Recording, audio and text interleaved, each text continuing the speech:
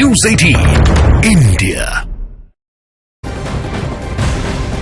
एक बड़ी खबर इस वक्त आ रही है दिल्ली से, जहां जवाहरलाल नेहरू विश्वविद्यालय में छात्र संघ चुनाव से पहले एक बार फिर से दो गुटों में जमकर झड़प हुई है। जेएनयू में सभी छात्र संगठनों द्वारा आयोजित यूनिवर्सिटी जनरल बॉडी मीटिंग के दौरान लेफ्ट छात्र संगठन और एबीवीपी के बीच में झड़प में कुछ छात्रों के घायल होने की खबर आ रही है।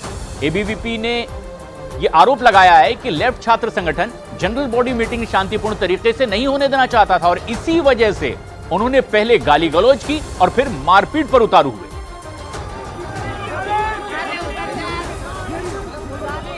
और जेएनयू से कुछ ऐसी झड़प की तस्वीरें भी सामने आई। जेएनयू में एक बार फिर टकराव की स्थिति दिखाई दे रही है। लेफ्ट और एबीवीपी के छात्रों के बीच विवाद मारपीट तक बढ़ गया। बताया जा रहा है कि मीटिंग में जबरदस्त हिंसक झड़प हुई है।